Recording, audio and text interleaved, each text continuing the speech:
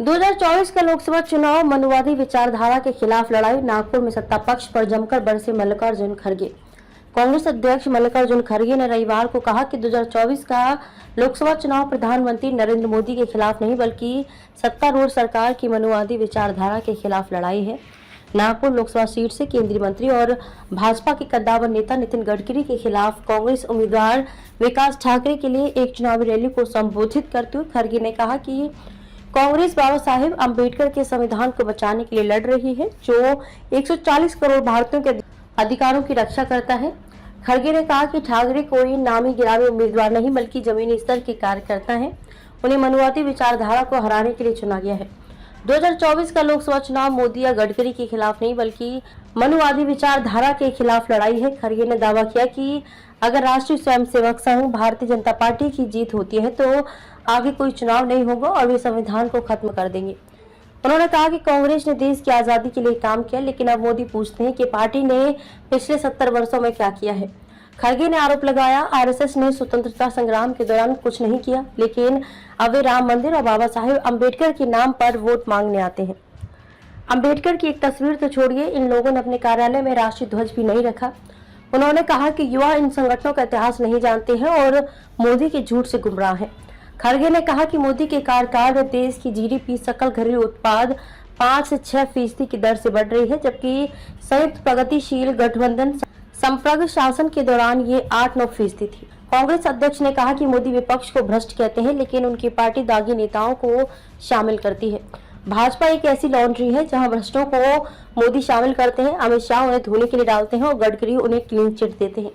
उन्होंने कहा कि महात्मा गांधी, पंडित जवाहरलाल नेहरू और डॉक्टर अम्बेडकर के प्रयासों से संविधान बनने के बाद लोगों को वोट देने का अधिकार मिला।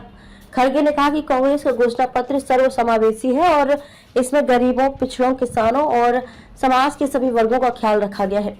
कांग्रेस नेता ने कहा कि मोदी धर्म और राजनीति का घालमेल कर रहे हैं तथा 22 जनवरी को अयोध्या में राम मंदिर की प्राण प्रतिष्ठा के निमंत्रण को अस्वीकार करने के लिए कांग्रेस पर हमला कर रहे हैं। खड़गे ने कहा कि सिर्फ उन्हें और सोनिया गांधी को आमंत्रित किया गया। खड़गे ने सवाल किया कि मोदी कहते हैं कि हम राम के खिलाफ हैं क्योंकि हम प्राण प्रतिष्ठा में शामिल नहीं हुए। मैं उनसे पूछना चाहता हूं कि क्या मेरे लोगों को मंदिरों और स्कूलों में प्रवेश है? आपके शासन में यही व्यवस्था है, मैं अकेले कैसे जा सकता हूं जब दलित, पिछड़ों और गरीबों को अनुमति नहीं है? आप ये कहकर मेरा अपमान करते हैं कि मैं नहीं आया, लेकिन क्या आपने मेरी पार्टी को आमंत्रित किया? खड़गे ने कहा कि सत्तारूढ़ सरकार ने पूर्व राष्ट्रपति रामनाथ कोविंद को नई संसद परिसर की आधारशिला रखने की अनुमति न देकर और राष्ट्रपति द्रौपदी मुर्मू को राम मंदिर की प्राण प्रतिष्ठा या संसद के नए भवन के उद्घाटन के लिए आमंत्रित नहीं करके अनुसूचित जाति और अनुसूचित जनजाति का अपमान किया है।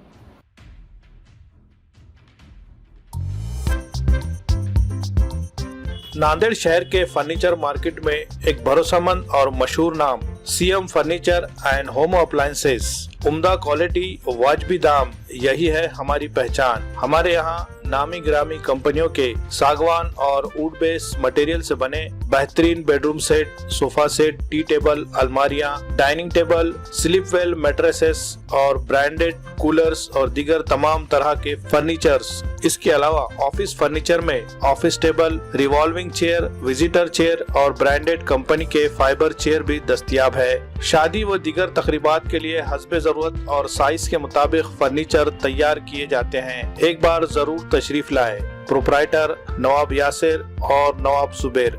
मजीद तफसीलात के लिए राब्ते का पता है CM furniture and home appliances, near famous function hall, Mal Tekdi road, Deglur नाका, नांदेड़।